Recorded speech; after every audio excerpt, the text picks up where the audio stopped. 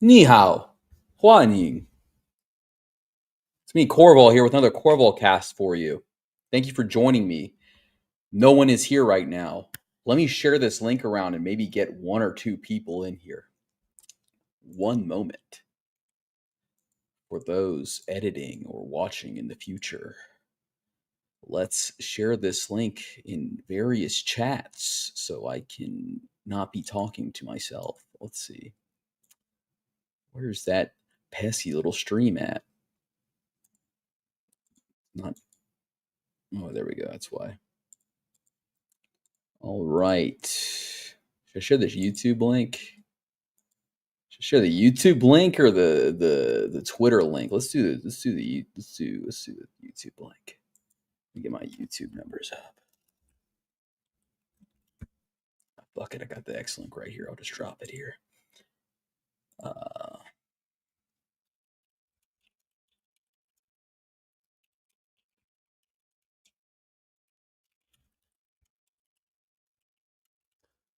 Hey, people! If you're here, bear with me a moment while I do a little social networking.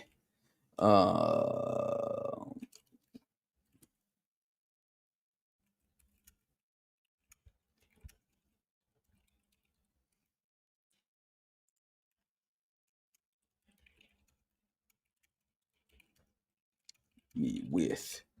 Oh, I'll get to the lore here soon, Warlock. Don't worry. This space station is a great reason for it. There's a great reason why I have the spinny slide and I have outdoor seating in a vacuum of space because the view is incredible. But I did get this by shorting and liquidating all of you. I hope you don't mind. Nothing personal. It's just business. All right. One last big chat. I'm gonna drop this in. I'm gonna drop this in the. Should I drop it in the smart guy chat or the dumb guy chat? I'll drop it in the dumb guy chat.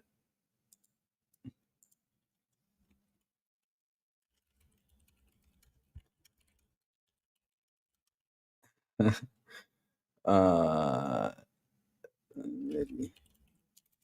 this MFC. All right, cool. All right. Now it's on to you guys to retweet this and tag your genius friends in the chat. 'Cause I want to talk a little bit about, obviously the crash that happened on Friday, a little bit more substantial. We got a little perspective now, some more information coming to light. Maybe we can figure out what's going on. And we will continue to be practicing Chinese. So if you're joining me now, let's say this is the official start of the stream. Okay. All right. 3, 2, 1. Ni hao, Huan Ying. Welcome to, well, it's not really GM Sonic. It's a Corval cast. Welcome to a Corval cast with me, Corval, here, where I take the time and the space to talk about the things that are kind of generally interesting to me, what's on my mind, maybe practice a little Chinese with you guys. So today, I got a big fat document here. I've been reading threads all day on, what's happened in the markets, what caused the big crash, who's to blame, how did it actually happen, everything. And I've distilled it down to kind of like my ideas on winners and losers, the general sentiment, some kind of ideas of where we're going to go forward. But there's still a lot of questions left up in the air. So this is a discussion. If you guys are watching, please feel free to drop in the comments. You think I'm wrong? You think I'm right? Leave a voicemail. Am I missing anything? All that stuff. So let's get into it, guys. It's going to be fun, but we're going to start this off right. Okay. We're going to start this off proper, like cultured, civilized people. And we're going to be practicing our Chinese because this is important. This is going to be really important going forward, regardless of your perp strategy, regardless of the fate of your favorite perp decks. It's going to be extremely, extremely important that you learn Chinese. I cannot stress this enough, particularly this phrase here. I'm going to try and do it for the first time from memory. And so if this is right, then I am well on the path. If not, I don't know. Be sure to try and do this at home. Remember, this is Dogbone Village. And again, I have forgotten how to say that in Chinese. I think it's Guo Gun Kun? I don't know. We'll get there. All right. So first up, let's see. Can I actually do this? Make you guys sit through this for the actual analysis you signed up for, but it brings me a lot of joy to do it. All right, so I think I was having some luck here with the like oil brush. Let's do that one. Let's do like a smaller one. I think it was something like this. Uh,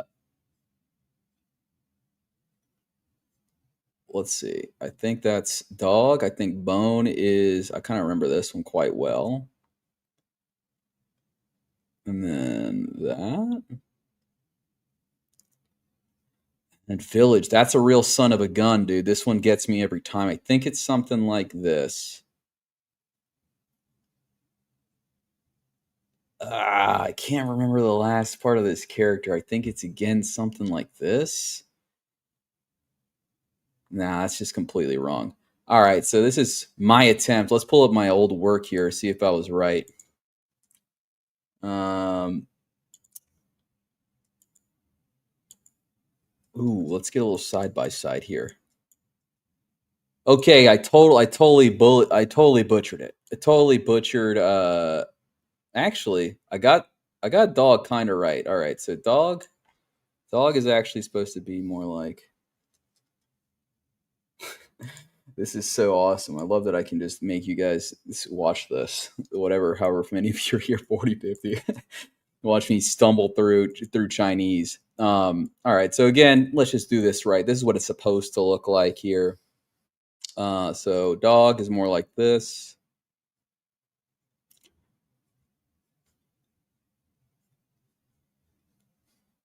And then bone, I kind of nailed this one.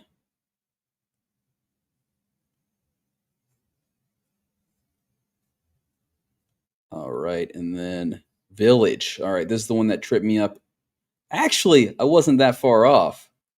All right, so it's like no tail on this mother trucker. All right, okay. All right, and again, this is the only little bit of alpha I'm giving you in this segment here, which is memorize this. Memorize this. Burn it into your heart. Okay, don't ever forget this. This is atrocious here when I'm using the pencil. All right. Go gu chin. Go gu chin. That's how you say it. Go gu chin. Go gu chin. Dogbone Village. Don't forget it. All right, it's unfocused, completely unfocused. All right, enough of this. Enough Chinese. Goku come. Yeah, that is kind of what it sounds like. All right, so if you guys stuck around with me through that, now you're in it for my big old document here. So let's switch this one to this. All right, I gotta look. See, this is all I got. You guys are interested, I can share my notes later, but or like somewhere else. But I'm just gonna use this as a reference for now. Starting off, okay. So what the hell happened on Friday? Right. The general timeline is this: overnight, if you're in the West, something about like 6 a.m.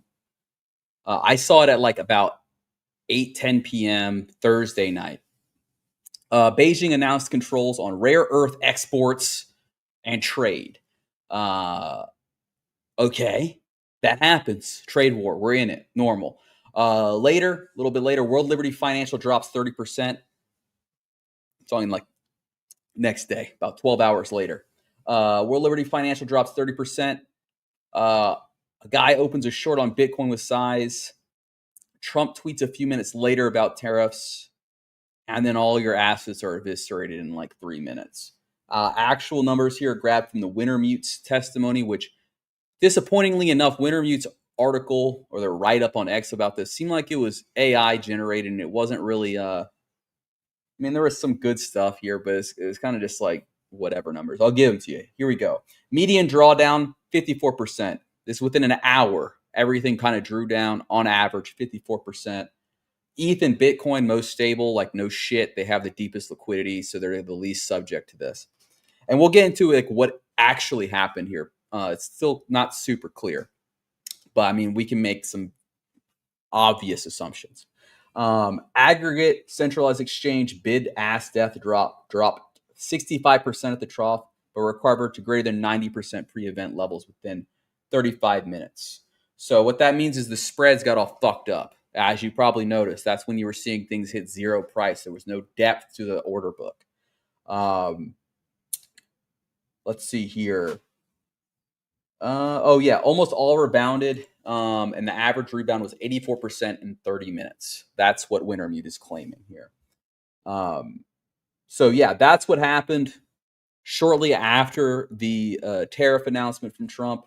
So the initial reaction was, market manipulation, all this stuff, but it seems like it's a little bit more complicated than we might seem. There are some accusations being thrown around about Binance's pricing oracles being messed up, causing this cascading event. And what it seems most likely is that it is just typical cascading liquidations paired with some additional structural weaknesses. So one key thing here, some numbers that are being thrown around quite a lot are like perps were really inflating and making unsteady the entire market structure, right? You see some people mentioning that market makers have been bidding up these assets. That's why when the market makers pulled their funds, everything went to shit because there was no actual demand for any of these assets. These order books were not filled with like organic, natural buy and sell orders. Dude, I'm with you, MROs here. It sucks, dude. But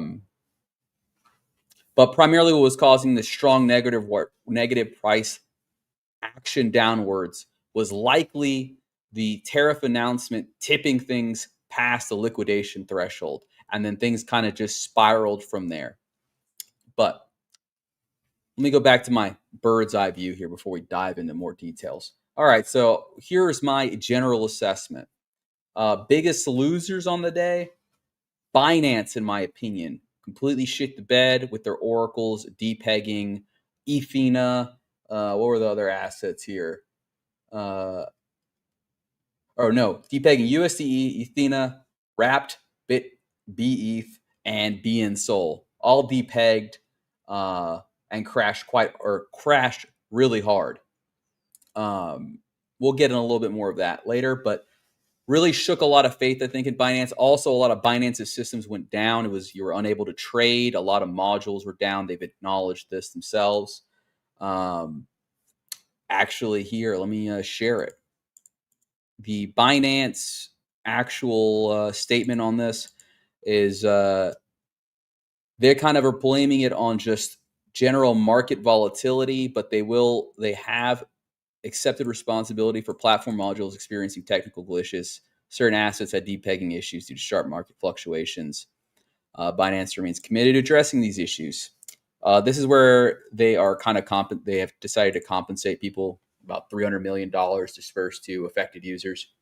So at least they're doing some repair there, but they're having a lot of trouble kind of moving away from this idea that the contagion started on Binance because things crashed the hardest on Binance from what it seemed.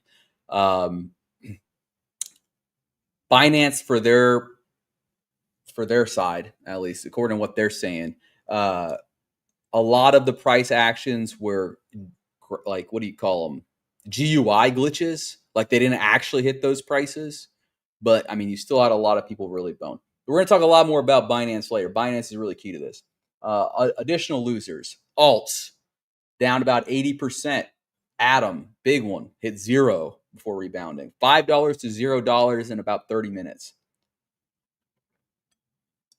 Other big loser, anyone with any kind of leverage, perps, loans, whatever. You probably got your ass handed to you, okay? We're talking some honestly ridiculous movements here, but I don't need to tell you that. You saw it yourself. Yeah. In Brazil, Warlock is saying there's an instant deposit method called PIX. It takes seconds to settle, but Binance took like 6 minutes to clear their deposit. Quite common. Lots of platforms were experiencing a lot of stress because of the amount of activity happening between the liquidations and people rushing and panicking. But the thing about Binance is it seems like there was a complete and total meltdown on like everything, dude. You couldn't buy, you couldn't sell, you couldn't hedge, you couldn't stop loss or anything. Lots of stop losses being broken. with no recourse. So I've been told. Okay. Now, other big losers, people with cross margin enabled. Please disable cross margin. I don't know, unless you're a hedge fund, unless you're farming that funding rate, I don't really see why, and you're monitoring all your levels, I don't really see why you would have cross margin enabled. Just put in a stop loss. Okay. Like if you're going to go all in on the bet, just go all in. Like I don't really get the idea behind cross margin. Someone out there testify. Tell me why you use it if you're using it. Justify yourself to me. Centralized exchanges for me are also a big loser. Okay, kind of shaking my faith in them because also the outstanding, what I would consider outstanding performance of the decentralized exchanges has proven to me that it is a superior technology and probably where we should be continuing to invest your time and energy towards. Obviously, I'm a little biased. You know, I'm a Sonic guy, DeFi over here, flying tulip, hell yeah, brother. But this was a really great stress test for these models, these perp dexes, and I think they did pass. Um, let's see here. Other one killed. Perp dexes, ironically, also I think are a big loser. I don't think it's going to be as long term devastating as people say. We'll know more, I think, as more facts come out about it. But from how things are shaping right now, I think perp dexes are going to come out. Maybe people have a little bit more healthy respect for them and maybe try to understand actually how perps work before trading them. But I'm not going to get my hopes up. I think the appeal is still there, and I think people are still going to use them. Retail, also big loser. Retail totally got pwned on this, completely hosed on this. Um, I don't have it on here, but I also think market makers. I don't know. That's a tricky one. We'll come back to that. Biggest winners, stink bidders. Anyone that had a bid at like a stupid price for an asset is probably super happy. Spot holders, super happy. Actually, I want to go back to stink bidders. There's a guy that was calling for Sonic at 17 cents on the timeline. He was fucking celebrating, dude. He was popping champagne. He was ringing the bell, dude. He was tweeting and retweeting and like, I fucking told you so and everything, as if he could have predicted this. Quite funny, I think. Quite funny. Um, you're going to see a lot of that. The KOLs are like cockroaches, dude. I should know I'm one of them. They don't go anywhere. Okay. And they're going to seize any opportunity for it. You guys remember when I said that government shutting down? It's going to be bullish. Complete guess. I had no fucking idea. But I was right. And so I get to claim the credit. Stupid times we live in. Anyway, stink bitter, super happy. Spot holders. You know that grand old expression, sitting comfy in spot. Wow, must have felt so good to just see everyone else getting gutted and you're sitting comfy in spot, knowing that no one's gonna liquidate you. Uh, Biggest winner, another one, BNB, which somehow was completely unaffected by all this and is hitting all-time highs today. I think Hyperliquid and DeFi in general are also winners. I'm gonna throw in the other perp decks. I'll throw in um, Lighter, which to be fair, I've never used. I am a hype bag holder to some extent, but I'm not a lighter holder. And but I will say that they also performed fairly well. Also, our various chains did great. Sonic did great. Uh, I think Spooky was having some trouble. I was raging at Spooky, but I think that was some infrastructure issues beyond them. Um, let's see here. Yeah, and we're going to talk about the differing opinions on auto deleveraging because I think it's an interesting point of conversation.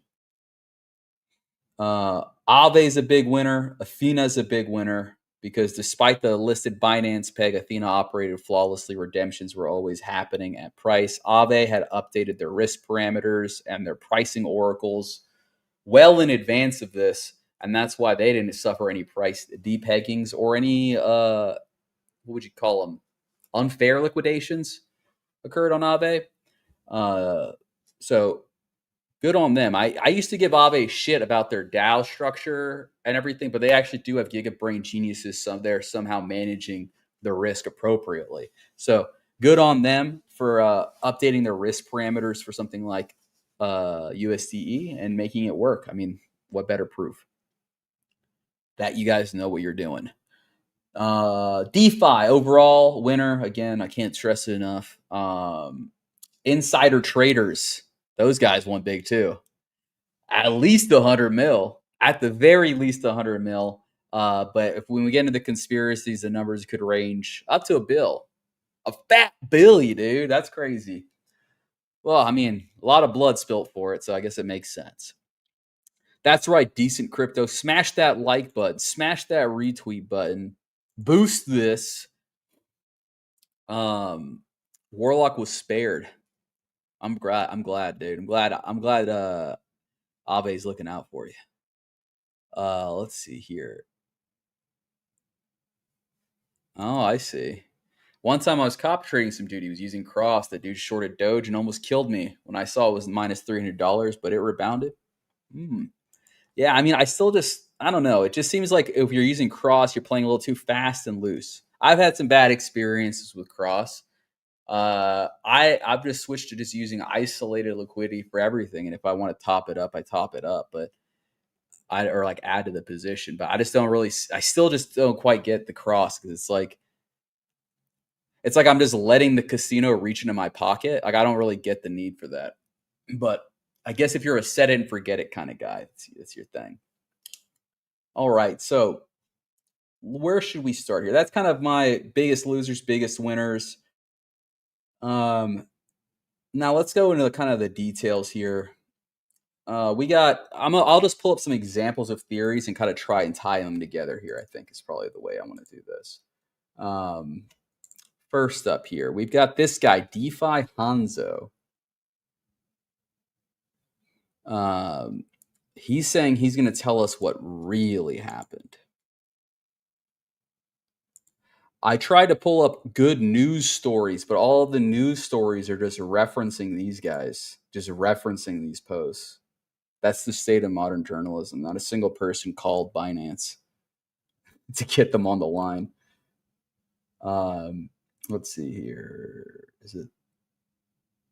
Let me just close. Let me close out Dogbone Village just so ever so briefly.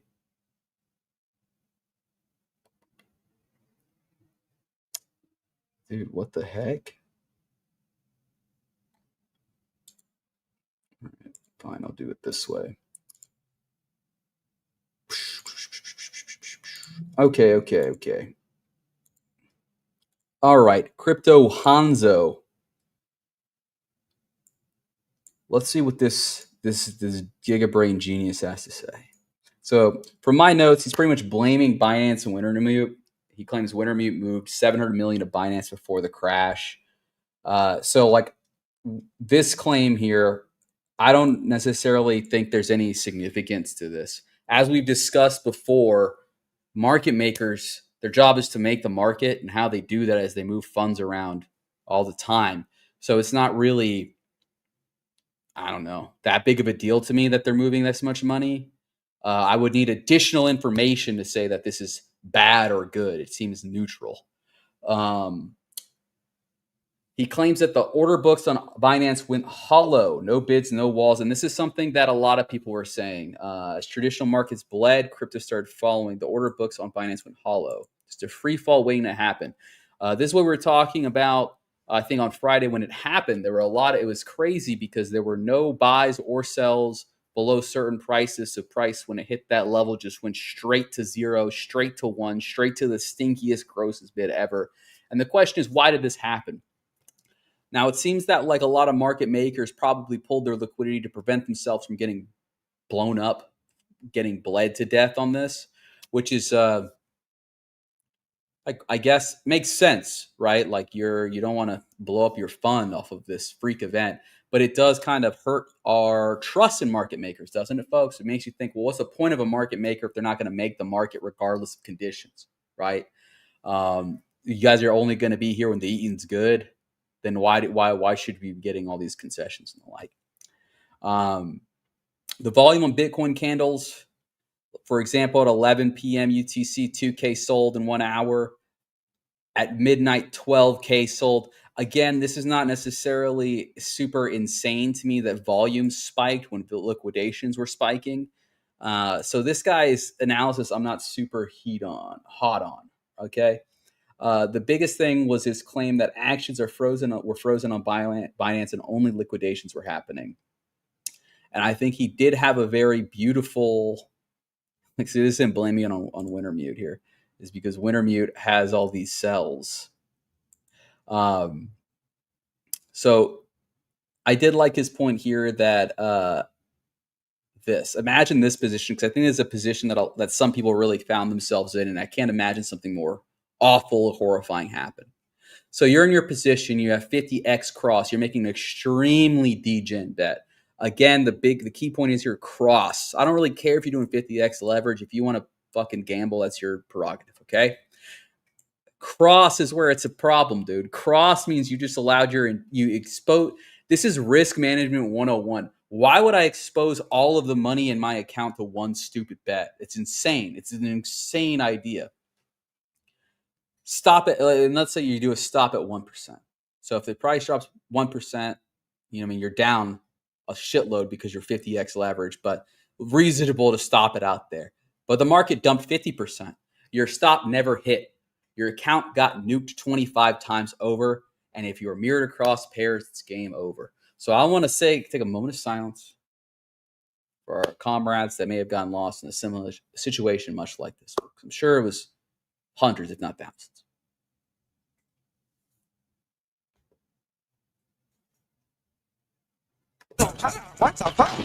But I mean, that's not all. Okay. So this guy, not a super big fan of his analysis, whatever.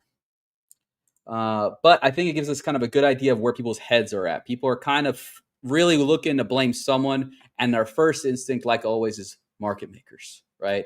Like everyone was preying on the blow up of Wintermute. People were saying, "Oh, Wintermute's going to blow up tomorrow." Warlock's got an interesting point here. Market makers have some really advanced bots, but I don't think they could have filled bids and asked that fast. Considering all sex has got lagged to hell. That's another key problem here, is possibly they just couldn't even do their jobs. Let's see. Yeah, I mean, you could long at 70K, but then why do I still need it crossed, dude? I'm at no risk of liquidation. Like, isn't the appeal of cross is that it auto fills, like it keeps me from liquidation as long as like I have enough cash in the account. If I have a long at Bitcoin 70K, I'm not afraid of liquidation for the most part until yesterday or until Friday. So I don't know. I still think it's a stupid idea to use cross for the most part. Let's see here. Where do I want to go next? So I already kind of discussed Wintermute's testimony on this. It enables you to use the money if you're in profit. Oh, yeah. Okay, that makes sense. Yeah, I forgot about that. Yeah, it does kind of fluff up you get to use the profit from your other trade into other trades. I also feel like, sure, maybe if you are a gigabrain, maybe if you are Megamind yourself, it just seems like to me unnecessary risk surface to introduce into my already highly risky trading strategy. So if you're a smart guy, great.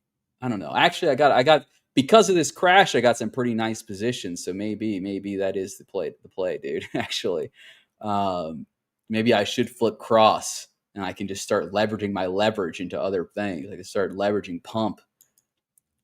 Just kidding. I lost a lot of money on pump. I don't know about you guys, but I kept thinking this thing was going to turn, and it just hasn't. Thought it was going to be the biggest cup and handle formation of all time. Thank you, Decent Crypto. Thank you for listening. Okay, so here we go. This was one of the first. Okay, yeah. Wintermute pointed out that it was a fast, synchronized sell-off. More than 1,000 wallets were auto-deleveraged on Hyperliquid, according to them. Pointing out that if you were running a long-short spread strat, you absolutely, positively got smoked on this.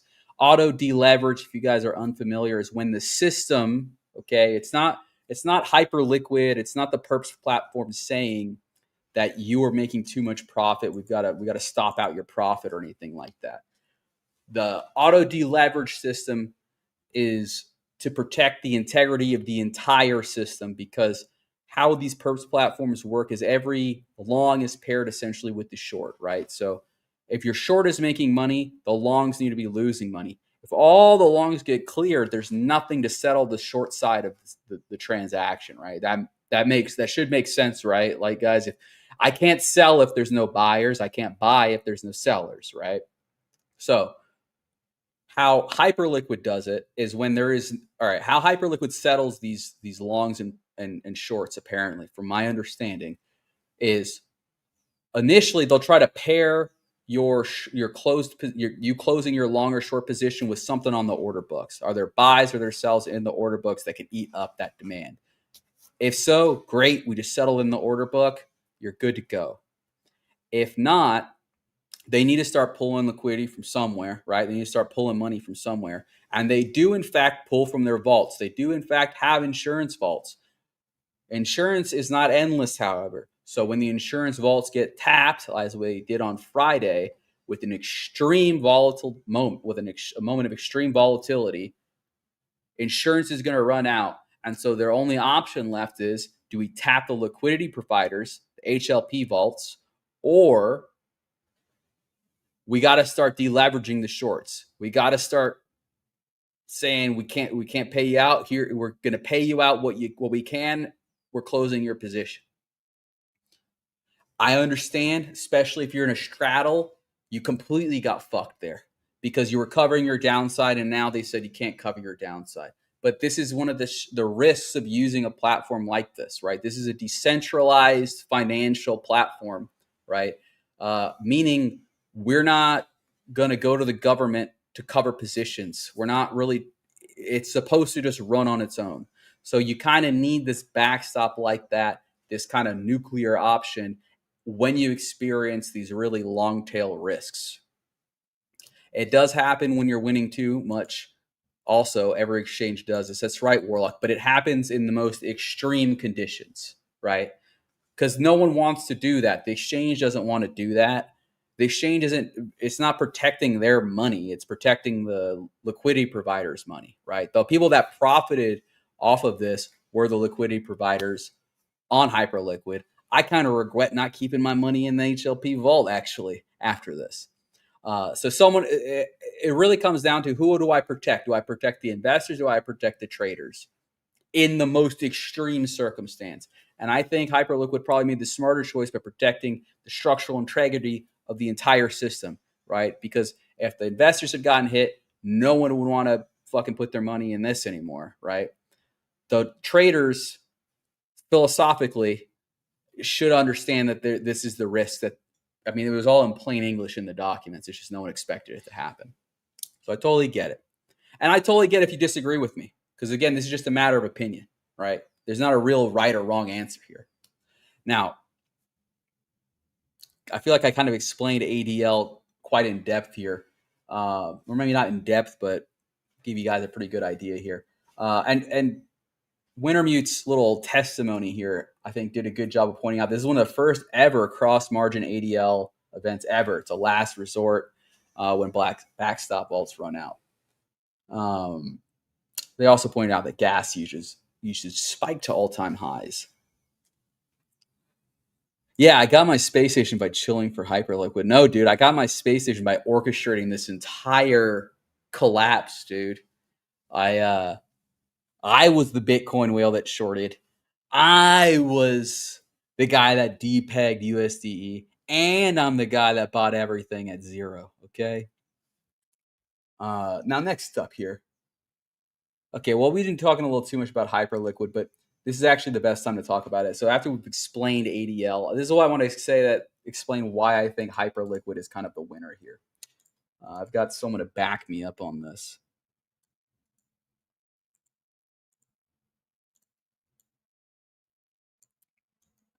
This is the post by the Pepe, who I really agreed with. Everyone was dunking on Hyperliquid for a little bit, but Hyperliquid is a much newer platform, much less experienced team. But during this whole debacle, they executed flawlessly. Everything worked exactly like they planned it would, even in their most extreme circumstances. ADL executed, the system is intact, right? Binance, however, completely shits the bed. has downtime. Binance APIs went off. They're not being transparent with their liquidations. They've only benefited from a 60% drawdown on alts. They got secret deals with entities, right? Which we're going to get into here. Dr. DeFi sent me a great article, great little write up talking about how other larger entities manage ADL. That's right, Warlock. Flying Tulip fixes this since it won't use oracles. Arbitragers will need to have sold on chain somewhere to wreck the price like that.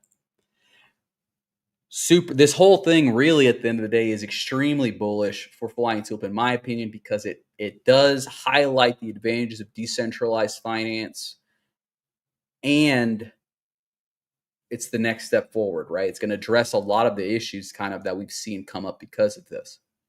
So we'll get into that maybe later. We'll probably get into that tomorrow on GM Sonic, actually. But going back to why I think Hyperliquid won and what this Pepe was saying here. This was kind of the big one here. He's kind of putting all the blame on Binance, and maybe I'm kind of being over aggressive on Binance too. But it's like, are you angry that you got ADL'd on your Delta? If you got ADL'd on your Delta neutral strategy, who's responsible? The exchange that processed your liquidation, or the exchange that drove altcoins down 80% during API shutdown? This is also one of the fronts on the narrative war here is the liquidation visibility, because people are pointing out that Hyperliquid has a lot of liquidations. Jeff from Hyperliquid is making the case that we don't have like an excessive amount of liquidations. We just report our liquidations much more clearly than Binance does. He doesn't even accuse Binance. He points out that in the Binance documentation, if you were to look at liquidations as they occur, the liquidations only show the latest one liquidation order within 1,000 milliseconds will be pushed as the snapshot. So if that happens, if we experience a moment like we did on Friday, we're experiencing an extremely high volume of liquidations, then Binance is not giving you a good picture of what's actually happening, right? If I'm just seeing the last one, if Hyperliquid is showing a cumulative amount of liquidation, it's a much more useful fact. That's right. Both, to be honest, every exchange ever uses Binance API price as a source of truth. And that's a bigger point that I'm kind of going to get at here as I attack Binance ruthlessly over the course of this presentation is using centralized price oracles is not good.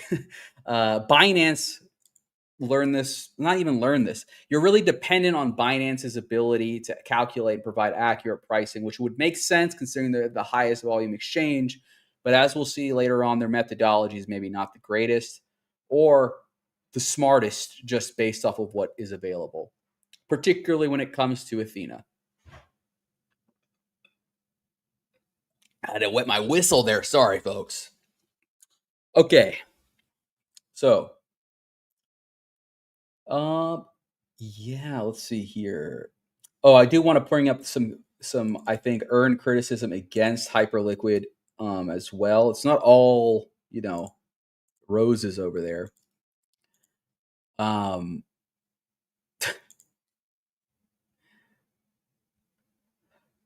Mr. Bojan, I'm not going to pronounce his last name. He points out that while Jeff is claiming that Hyperliquid is super decentralized, there is a consistent problem or a persistent problem that we continue to see in the space, even today. I don't see it changing anytime soon, is that most things that are decentralized are more like on the path to decentralization or more decentralized than alternatives, more so than being like truly decentralized. So he points out the validators on Hyperliquid are just a testing. They're not actually validating what's happening. They just blindly sign whatever they ask them to. The code is closed source. On-chain liquidations are a great first step for decentralized finance, but the validator should also be globally distributed and decentralized, not run on a 1K8 cluster. He's not going to get into the issue of the code not being open source. He's doing nerd shit, right? But he's right. He's right. It's not open source. It's not completely clear. It's not completely decentralized. But I would say still a lot better than what we're working with on Binance.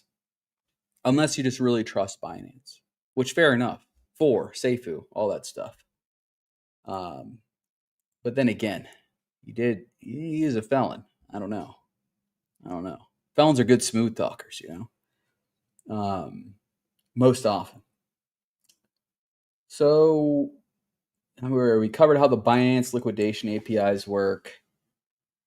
I guess now we can explain how perps actually work. I got this from Dr. DeFi. I mean, this might be a little redundant, but this was a really good write up. Shout out Doc DeFi for this. This is good stuff. I don't know why it's doing that. I was copying the bullet point too. So he's mainly talking. This is a good long write up, and it kind of at the end is mostly about, well, not mostly, but he has a really. I also grabbed some winners and losers from him. He had some good ones, like insider traders. I wish I had thought of that. That was a smart one. Yeah, this guy's in the Sui ecosystem, Sui. He's in that ecosystem. So it's just kind of angled towards like that, but not entirely. He has a really good kind of breakdown of like how perps actually work and how ADL works and how Lighter approaches. So we kind of already talked about how Hyperliquid approached the rapid liquidations. Let's talk about Lighter's approach. Lighter used their insurance fund and a liquidity back. LLP is their insurance fund and liquidity backstop. Designed soaks losses in extreme events, socializing them to depositors. Friendly to traders who keep more of their edge and are less likely to get ADL'd, but LPs eat drawdowns. So basically, like I said, it's just, are you going to protect the traders or are you going to protect the investors? So that's all I've got to say about Lighter. I had something else here though. Oh, I wanted to point out too that because I thought this was interesting. So like how those insurance funds work and why they're so profitable is because they're buying spikes or they're selling spikes and they're buying dips, right? So they kind of just print money because when someone is getting liquidated, it's usually like on a new high or a new low. And so they're literally just buying low and selling high all the time only. Awesome piece of tech. Closest I think we're going to get to money only go up technology. Let's see here. Oh yeah, this is the guy that brings up something really interesting that Dr. DeFi mentioned, which is that here we go. This is it. ADL. So he has a really good case study here on Athena and how Athena works. But what's interesting to me about this is like large institutions, large funds. He points out how Athena negotiated away ADL on their hedge inventory with major centralized exchanges. What this means is you and I are subject to ADL. The average person is subject to ADL on even Binance, on Coinbase, on all these exchanges. All the exchanges do it. It's not just decentralized exchanges, but on centralized exchanges, they do it as well. But you don't have to take that deal if you have significant size, right? If you're Athena and you're going to bring a big fat chunk of business, they do not ADL you, apparently. They will not ADL your hedged position on the centralized exchange. And there are many other deals similar to this. This one guy posted. Let me see. I could pull up the post, but I'm just going to tell you them anyway. It's just a list. He probably made it up anyway. That 24-hour liquidations, meaning that you have 24 hours when you reach a liquidation price to top up your margin before you get liquidated. The ADL protection and numerous other protections to help facilitate successful trading by these larger funds. These are not accessible to us, but they get them because they have enough money that I guess, they deserve it. No, I mean, honestly, it's because the amount of money they have is so destabilizing that if fluctuations are too great, it makes sense. It's not just inside baseball. But we can say that is an inherently unfair system if we were to think of it that way, right? As in, the big guys are getting a lot more benefits than I get, a lot more protections than I get. That's the advantage of a decentralized system, is all laid out plainly. There's no negotiating with the contracts. It just is what it is. That's my bull case, okay, for decentralized stuff. This has exposed a lot of kind of weaknesses in the centralized systems. Um, all right, I guess now is the time to talk about USDE, Oracle's price depegging, and whether or not that's even relevant. So in my timeline, I didn't even mention it because it's kind of up for debate now. But USDE and several other assets really did depeg, and well, USDE definitely depegged. These other assets dropped precipitously, quite rapidly, only on Binance and primarily on Binance. Now, what were these assets? Um, let's see here. There's a guy who is accusing Binance here, and he had a nice list here. USDE, WBEF, ETH, BN Sol. So, what's interesting about these is that where is that Binance list? Basically, look, I'll just fucking explain it. Let's just talk about Athena, okay, guys? Let's talk about Athena and why it depegged, USDE depegged on Binance. Why happened is this. So Binance, they actually were aware that this was an ineffective pricing mechanism, but for several assets, they were pricing them based off, it was a weighted system. Approximately 20 to 30% of the price was calculated using actively trading pairs. What is it actively trading at right now? That informed about 20 to 30% of the price that Binance broadcasted for Athena, USDE, right? This also gets picked up by all the other guys, right? Binance price feeds are considered a high trust by most Oracle providers and most other exchanges, or anyone who needs to price anything, right? Because they got so much volume. And as we remember from our Finance 101 course, volume equals like good price or whatever the fuck. Like you can trust the price. The more volume, the more you could trust the price generally. Okay. Now, what was I saying? Okay, yeah. So that's how Binance is calculating their price. About 20 to 30% based on trading activity, 70% based off of its actual redemption value. Now, USDE is always supposed to be redeemable for $1. They have a redemption mechanism on Athena so that you can always redeem it, right? So, why the fuck are we pricing it based off of what it's trading at? Because in reality, right, if we were going to be using this asset as, say, collateral, as you could use it on Binance, the only meaningful value of the asset is what I can redeem it for, not necessarily what I can trade it for. While some people might trade it for less or more than what it's worth, it's always it's got a floor price basically, right? It's always good for one. So why would we price it anywhere else, right? Not saying you need to hard code it, but how other platforms have done it, how Aave did it, this is why Aave was so good, is they tied the price of Athena directly to Athena's tested proof of reserves, right? We know the price of Athena because we can go to Athena and redeem it for $1, right? And we know the reserves are good for so much money. Much more logical way of pricing it. Binance wasn't doing this. They were going to update it like Friday, dude. They were going to update their pricing mechanism on Friday for these three assets. Curiously enough, right before this whole thing happened. Now, those assets did not depeg until most of the crash had completed. A lot of people, famous people, chud, saying that that's bullshit. It's been disproven that prices didn't depeg till much later in the crash. They didn't have anything to do with the crash. My concern would be this: if everyone is trusting Binance for their pricing, right, for various other assets, usually altcoins, right? Altcoins, you're probably going to get your best price from Binance more so than anywhere else, right? You're going to get more accurate pricing. I don't think most people, maybe most people were taking their Athena pricing, their stable pricing, these liquid stake token pricing from Binance. But like I said, it makes a lot more sense just to grab the pricing directly from the attested reserves.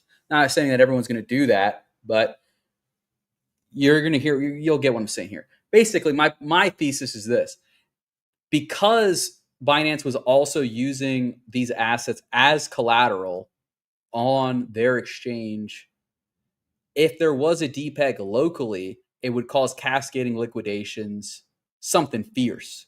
And maybe we don't see this price. I don't know. Maybe I'm crazy. I haven't actually seen the price, Binance price oracle for Athena and the timing. I'm assuming that people are right that it did crash later, but here's the theory: is what if it didn't? What if we just didn't see the price update until later because it was processing the second the price dropped internally, it just fucking shit the bed. I don't know. It's crazy. I don't know. I don't know how transparent Binance is. I get the feeling that they're not quite that transparent. I will leave that investigation to other people. I'm just going to say this. I don't think it's off the table that the mispricing kind of sparked this, particularly when I learned that Binance was using USDE as collateral for everything. It seems kind of silly because they're pricing, why would I use collateral for an asset that I price? I don't know. Anyway, I'm not going to get into it. Really fun idea there, though. Really important one to keep in mind. That's why I said that Athena was a winner, because even though Binance fucked up the pricing, they never did. Athena did not actually depeg significantly market-wide at all. In a way, the way aggregators and Flying Tulip will doing is the best. Probe actual liquidity to get the price. That's kind of what I'm talking about. You have to actually probe the actual liquidity. You have to look at the actual reserves available. I'll look more into like the Flying Tulip pricing mechanism when I can. I'm so stupid. It's going to take me a while to kind of understand. It took me a little good while to understand this stuff, but that it will be interesting to look at and talk about, especially to compare to these existing models after what we've seen. Long and shorts are zero-sum game and perps. Insurance funds step in when necessary. HLP got rich off liquidations. We hit the extreme tail. Okay, yep. Athena priced based on proof of reserves. Okay, this was a good one. This is the same guy. I liked his key takeaways here. So for pegged assets with credible primary redemption, consider oracles that blend secondary prices with issuer level proof of reserves or redemption signals. Time-weighted windows can reduce scam wick liquidations, though they trade off responsiveness. Longer windows blunt wicks but can lag true collapses. Circuit breakers, grace windows, and cross-venue sanity checks are standard mitigations. Should you liquidate users based on 1 minute price wicks? This is the real, I guess this is why it was super interesting to me. It's fundamentally, when this is like a whole Pandora's box. If we go down this like rabbit hole of pricing, because it's like, how do we get like an accurate, good price? I've talked to a lot of Oracle providers on other shows. Talked to Redstone. I've talked to guys from Chainlink. I've talked to guys from Pith. I've talked to a lot of Oracle providers, and they all have kind of different approaches. The idea is fundamentally, how do we get a fair and accurate price, right? But how do you get a fair and accurate price, or how do you pin something that is constantly moving, right? So it's an interesting question. I don't want to get into it too much, but I guess like just teasing you guys here. This is a really interesting thing to kind of look into more, the Oracle part of it, because what is a price is not what price you're getting isn't necessarily the most accurate price, but it might be the more fair price. I don't know. We'll see. Well, we can talk about that a little bit more. That's something maybe I should talk to Drac about. I don't want to do that alone. Let's see here. Also, he had some lessons here. I think that was just it. Sonic Labs are shaky.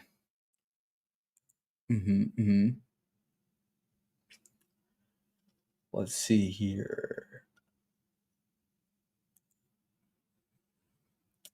Let's see. Is this the right one? No, this is a guy complaining.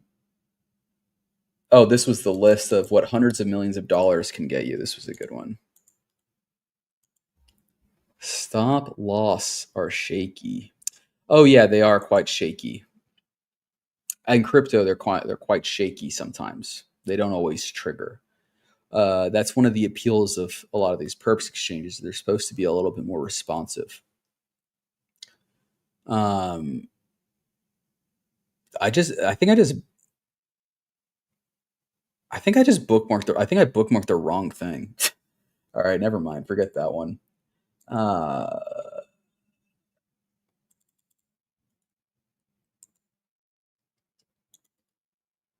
hmm.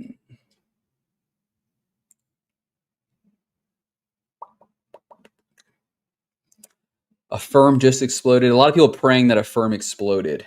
I guess we'll have to wait a little while for the body to float up, though. Okay, now we get into the fun stuff. Here are some of the conspiracy theories that I found.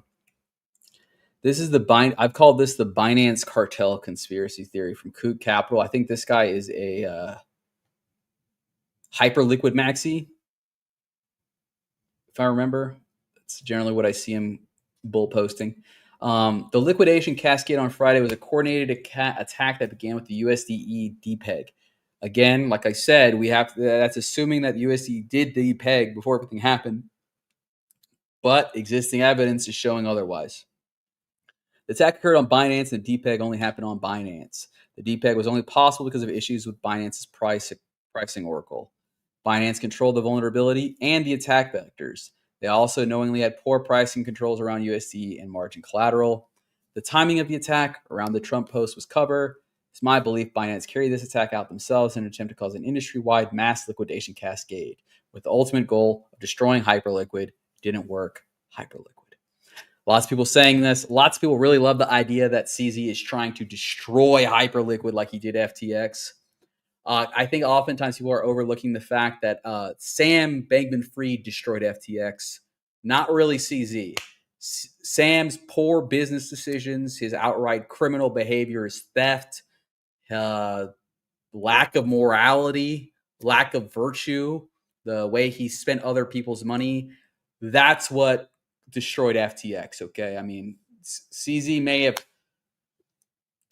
pushed the cards over, but Sam built that house. Aster did kind of have some really negative price action here. I think it fell down to about $1.40 or something like that. Yeah, about $1.44, $1.50. This is what Mike once said was a support area for it, so it might be a good time to buy. I'm not. I keep getting owned on the leverage on that, so and I'm not going in spot on that crap.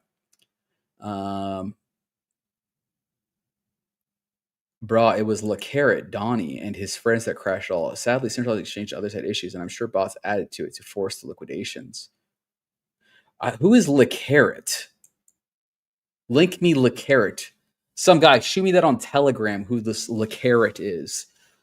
We'll see who the criminal actually is. But yeah, I kind of dig this one. It's kind of satisfying. I can make a little point here, I think, because I've been thinking about this a lot. When I was over the weekend, I took some mushrooms. Okay, I communed with the elder gods, guys. I communed with the spirits, and this is what they told me. It feels really good when something goes really wrong to blame someone. We all know that. It feels even better when it's all of us, a bunch of people suffering, and to see like one person doing okay and say it's their fault or whatever. But we can't. We got to resist the weaker aspects of our nature. That's something I'd really like to see happen in crypto. I'm not hopeful, but I would really like it if we could resist the weaker aspects of our nature, maybe engage a little bit more in our logic and reasoning, and wait until we have evidence before we jump to conclusions. Because it's not necessarily just because BNB didn't go down doesn't mean CZ orchestrated this event. Just because there's a news article saying Barron Trump is made $80 million trading crypto, he's a genius and he's making a lot of money. And World Liberty Financial dropped 30% an hour before a massive short sale was put in on the charts. It doesn't mean it's all connected, okay? None of this stuff necessarily means it's all connected. It could all be coincidence. It could be other actors using things occurring to their advantage. But, oh, I see. That's a good one. LeCarrot, as in Donald Trump, because he's orange. I call him Mr. President, but the libs over here, they like to call him the Cheeto or something like that. Carrot's a new one for me. Another conspiracy theory here from YQ.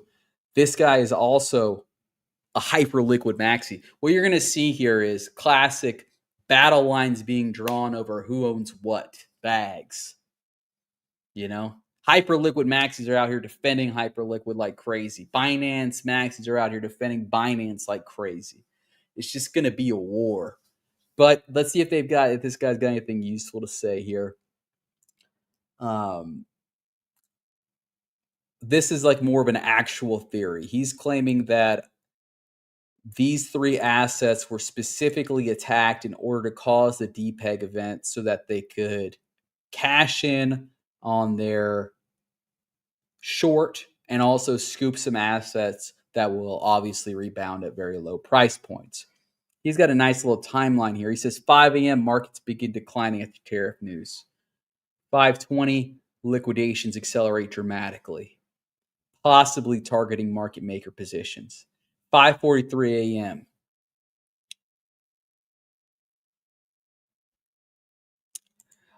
I'll talk about this here, some guy. I have some thoughts about it, and we have the guy's identity now, and it's kind of another little rabbit hole. It's kind of interesting. I'll get to it in a moment. I know that I'm going slow, but I'm having fun here. So 5 a.m. initial market movements begin. Bitcoin decline. 5 a.m. UTC +8. But Bitcoin declined from $119,000 initiated.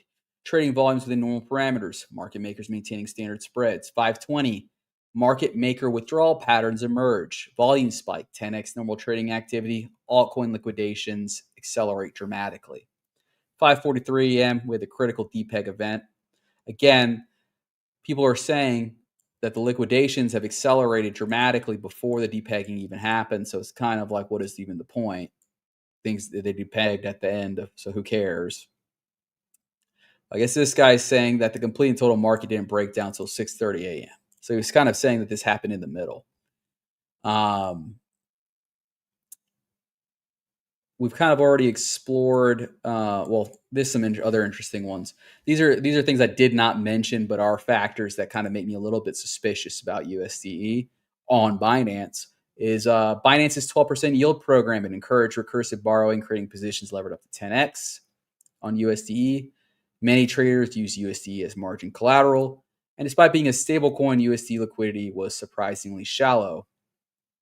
So the key point being that when USDE crashed, it didn't just cause direct losses, it triggered a cascade across the entire ecosystem.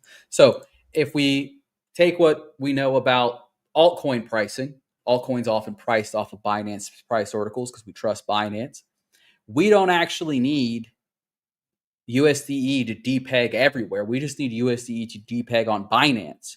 And if USDE depegs on Binance because so many people use it as collateral, all these positions that are using it as collateral, they're going to get liquidated. They're going to get closed out, which causes cascading liquidations, right? Cascading liquidations. And everyone's pulling the price information, right? So we're seeing, order book liquidity is thin on some of these assets on Binance. Market makers have withdrawn. I'm pulling my pricing from Binance. All of a sudden, Adam's $0. Adam's $0 everywhere now. Doesn't matter what's actually trading at in other places. Doesn't matter any of this other stuff. So interesting approach. This guy also adds more to the market maker angle. He says market makers are forced out. They withdraw from all order books simultaneously. They left the markets defenseless. But the strongest evidence they have is that altcoin prices on a Binance fell significantly lower than other exchanges, pattern consistent with major market maker liquidations. And I also quite enjoyed this point. I imagine you use ChatGPT for this. Following the money, potential short profits, $300 to $400 million.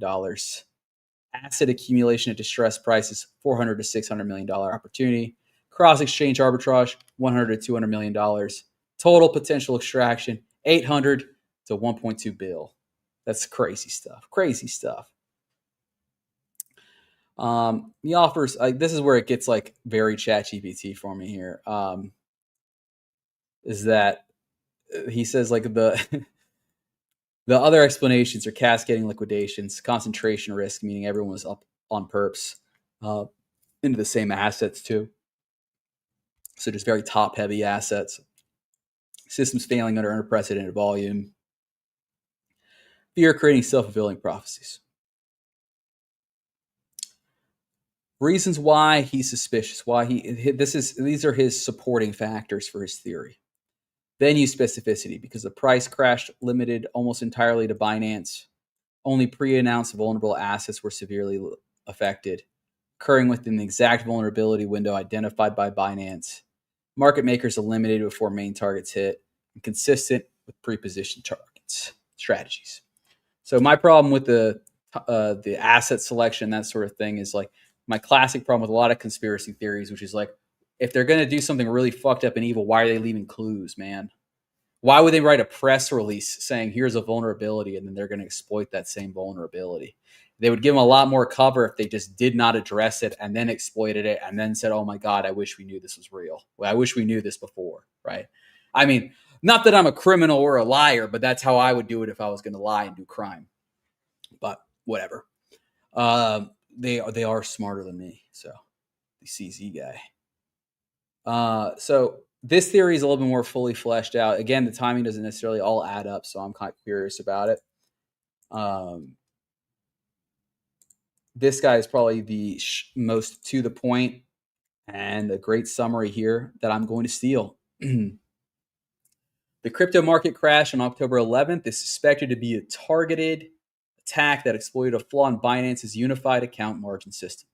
The issue stemmed from using assets like USDE, WBE, and BN Sol as collateral, whose liquidation prices were based on Binance's own volatile spot market, not reliable external data. When the market dropped, these collateral assets plummeted, USDE to 65 cents, causing a cascading margin collapse that forced massive liquidations, including those of major market makers. The attack was timed to exploit a window between Binance's announcement of a fix and its implementation, resulting in estimated losses between 500 million and 1 billion.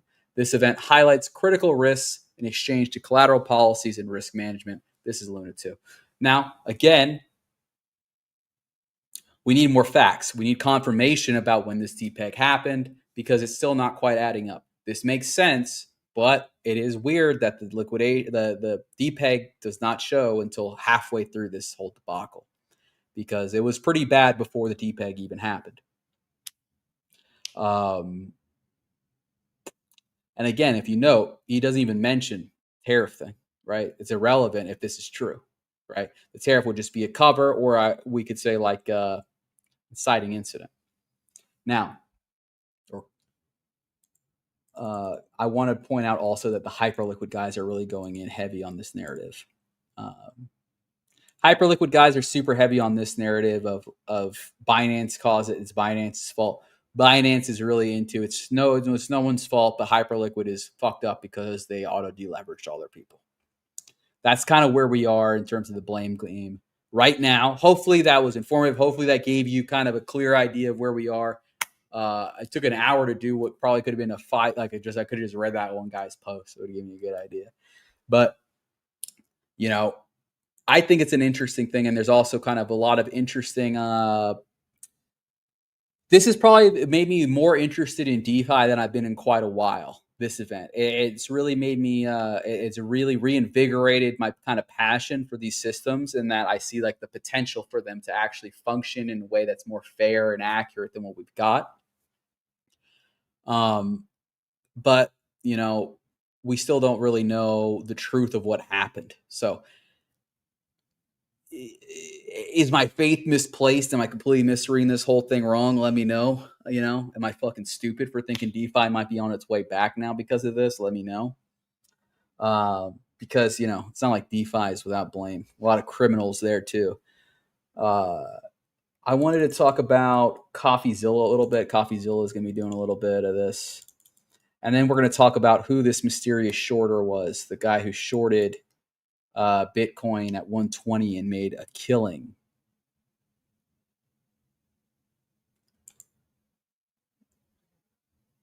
What the freak, dude?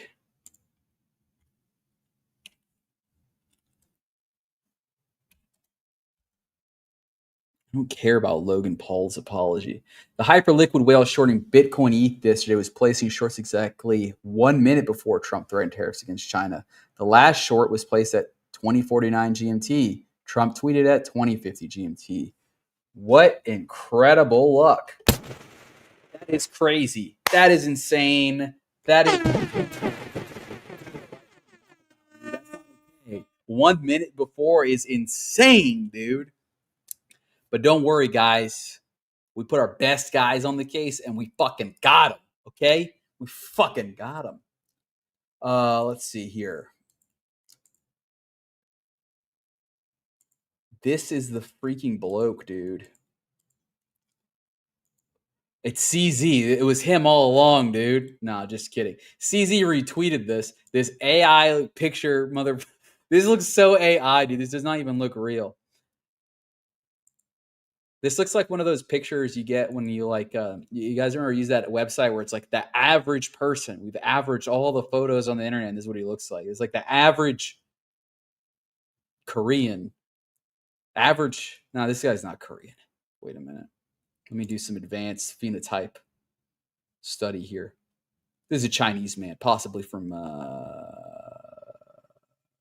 Central China. No, South China. Let's see. Okay, we'll guys, take a note. We'll come back to that. That is a profile picture you make for games. But anyway, so let's look into them a little bit. And into this is from Ion Chains. These guys are always, these kinds of accounts always freak me out, guys. Like, because it's like they're a little bit like what do you call it? Schizo, but also like they're doing like on-chain research. So like I'm not going to do that. I need them.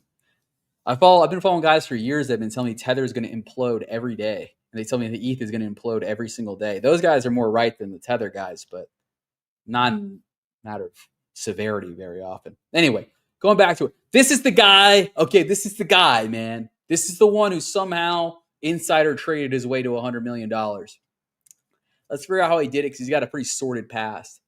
An investigation to alleged identity of the mysterious hyperliquid whale who was over 100,000 Bitcoin.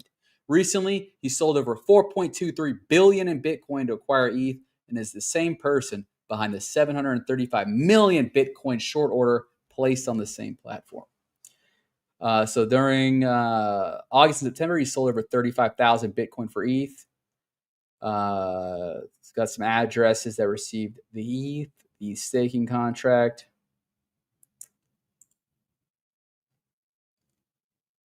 And best of all, the guy, look, this guy did this excellent, like fucking chain jujitsu or whatever the fuck they do. Pardon my language. I'm in vulgar here because the sun's set.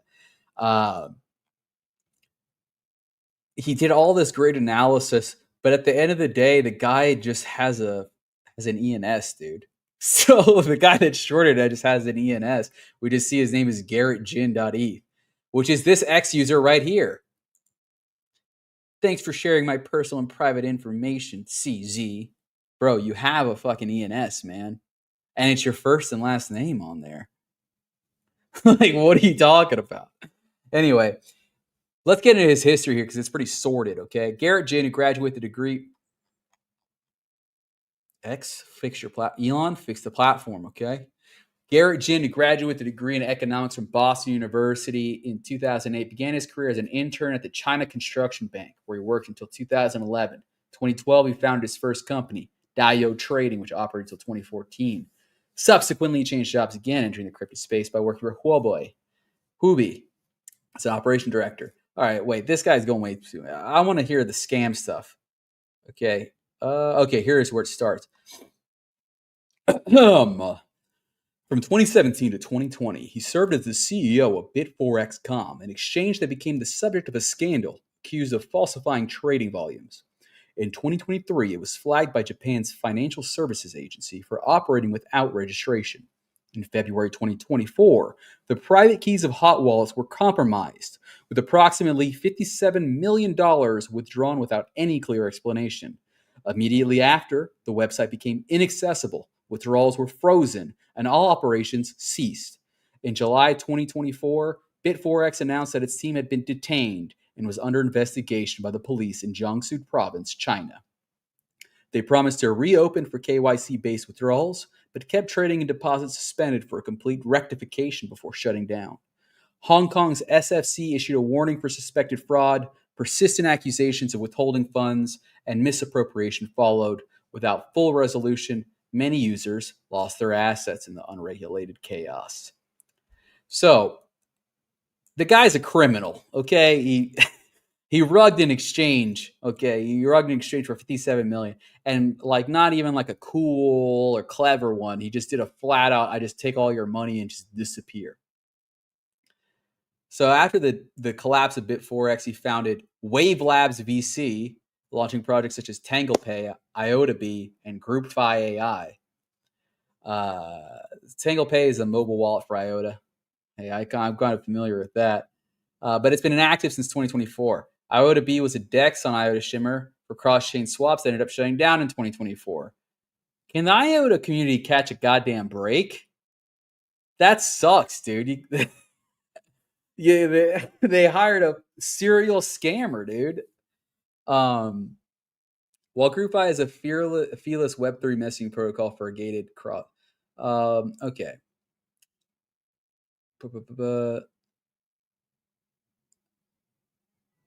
Yeah. So basically, wasn't there was something that connects him to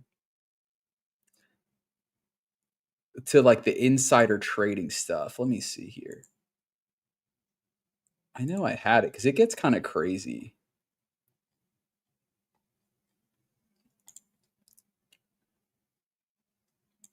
It's like psycho, dude. It's like psycho crazy here. Okay, here we go. This is like this is like the real where it gets really schizo. So apparently this guy had White House pictures, and he's claiming that there's an insider trading ring inside the White House, and that they're collaborating with guys like this. So that got basically the idea is this guy Jin Garrett has access to CCP members who gave him information on the short. Now, and that he's colluding with White House insiders. Now, personally, I think that's a little far fetched because the announcement. Look, he's a Chinese man, lives in China. He speaks Chinese. The press announcement about the rare earth metals came out like the day, like Thursday night in Chinese. If you could read Chinese, you would know it was basic news. So it makes total sense to me that a person with that insight would also just short it. But he is also a criminal, so it's also not above. So he's also not above suspicion. You know what I'm saying? I guess the most popular theory, the one I was running around with the most, was that it was Barron Trump shorting, right? I think that's kind of clear unless this guy's acting as an agent for Barron, although that seems unlikely. Why would you trust this guy? He's a freaking creep, dude. He looks like a sim, dude. He doesn't look like he has a soul, bro. So yeah, I think the general idea being that I mean it's also not without merit, right? That the Trump family. Look, I look. All right. I'm over an hour now. I kind of got my main point out about DeFi and who's the winners and who's the losers here. So I'm just gonna go off the wall, dude. I'm just gonna go freestyle here. All right. So there's a lot of suspicious shit going on, right? We look at Trump Token, we look at World Liberty Financial. We know that these guys are not good actors, right? We could tell like it's extraction. It's extractive. Everyone knows it. The only reason anyone bought into Trump Token, right? The only reason everyone's not super salty about it is because we all got really excited and doubled down on the crime meme. We're like, oh, we love crime. We love crime because there's like a 10% chance I make money off of it. But from what we're really seeing here is we saw a guy use, the prestige of his name and his position to just extract millions and millions of dollars from our industry. And then he launched World Liberty Financial, also continuing to extract from the industry. So it's not without, suspicion that we would think he makes an announcement that he knows is going to crash the markets, particularly a very sensitive market to news like ours. It would make sense that Trump would have someone on his team short it, right? Makes perfect sense. Why not his son, who's doing all the crypto stuff? Barron's great with the computer. He's always on computer, I hear. Because, or I guess Eric. Eric is supposed to be the crypto guy, but we all know Barron's really the one calling the shots, right? But it's not just that. It's not just the suspicious timing of it, right? Because that is very suspicious. 1 minute before. What's also suspicious about it is that World Liberty Financial token dumped 30%, almost as if an insider dumped a large allocation in order to fund another trade at the moment. Speculation, though. Speculation. We're just speculating. We're just talking shit right now. It's also suspicious that, CZ, as Drac has mentioned many times on the show, it's kind of crazy, that CZ is back, right? And so public, because in terms of his release, he's not pardoned yet. He's not been pardoned yet. He is out. He's been released with terms. One of the terms is you're not supposed to run a crypto company, not supposed to run a financial company. CZ's kind of calling the shots publicly, but he's not actually working for him. He's kind of doing like a Bezos thing or something. I guess Bezos doesn't really do this. Who's a good example? I'm trying to think of a good example of a CEO that does this, where they essentially call the shots while not being formally part of the program anymore. They're not part of the company anymore, but they obviously hold a lot of sway. They probably also have a lot of vested interest still. Okay. He's using the bully pulpit, is what we used to call it in politics. He's using the bully pulpit to make action that he wants to have happen, right? The public support of Aster, the public support of these various meme coins, the public not feuding, it's kind of like passive-aggressive exchanges with Jeff from Hyperliquid. Lil bro and him saying, I remember when you was a small fry. I remember when you used to come to me, CZ, at Binance and want to be like me, and now you think you're all cool, Jeff. That's how it's feeling, right? I promise this has a point. So CZ, he's moving fucking crazy, dude. He's moving crazy for a guy out on parole, okay? He's moving bricks. He shouldn't even be within a mile of the Yola, bro. It's crazy. Drac made a great point. The only reason he would do this if he knows something's coming. Drac had the point that it was possibly regulation changes. Safe bet. Trump administration obviously wants to facilitate more crime. It's how they're making their money. It's their bread and butter. Right? They obviously want to lift up more. Look, it may seem like I'm flip-flopping here, right? But it's more so that there is a middle path, okay? We don't need to be all one way, all the other. That's usually the worst way to actually be. I don't want to be boiling alive, and I don't want to be freezing cold. I want to be just right. I want to be in that Goldilocks zone. I want there to be proper, smart, no-nonsense fucking regulations. I don't want this place to be a complete and total Wild West because we're all just going to get robbed and murdered. Okay? That's just how it is. As we saw on Friday. Okay? No regulations means a big dog can just obliterate us at any point. Anyway, I feel like I'm losing the track here. Maybe not. Anyway, the idea was that, regulations are loosening. CZ probably already talked to Trump or one of his representatives. They probably had a little bance. They're probably like, yeah, you're free to go. Things are going to get a lot easier. Keep doing the good work or whatever. In the best case scenario. Worst case scenario is something like, CZ, you're an expert in cryptocurrencies. You ran one of the largest exchanges. You know how these markets work inside and out. We're going to pardon you. We're going to let you out, and we promise you a pardon if you do one thing for us. Give us a good entry, huh? Wouldn't that be interesting if that's what happened? A little quid pro quo. Hey, CZ, just do a little on the market, just do a little on the oracles. Just do a little it's working on the oracles. Tweak the oracles just a little bit. Only for an hour. Only for an hour. Give me an entry. That's an idea. Not necessarily true. I don't know. We'll never know the truth, but it's something. CZ posted just the other day a pic of him and Massa signing the SoftBank deal with Binance. Yep, it's curious stuff, isn't it? It's curious stuff. You know, the thing that really grinds my gears, guys, and I might not be, I'm probably not the only one feeling this. And again, this will be like my sign off here, last 5 minutes. One of the things that really grinds my gears, really is upsetting, and I think it was really upsetting for a lot of people, is on Friday was kind of like the helplessness. And I talked about how it feels good to put it all on one person and blame someone, right? Because it allows us to vent our emotions in a healthy way, even if it's not necessarily productive. And sometimes it's destructive. But it is, you know, unhealthy, unacceptable, even uh, for the many to be continuously exploited by the few. And that's just something I want us to really think about, because it causes like helplessness. That, I guess, that was the big thing on Fridays. It felt hopeless and helpless for me. I was thinking about even leaving the industry. I was like, is this just like what it is, man? Am I just like subject to the whims of of the mega rich?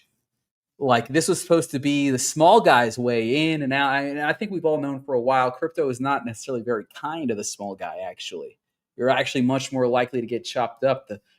The degen American dream of bidding shit tokens to life changing money has always been kind of a lie. I think we know, right?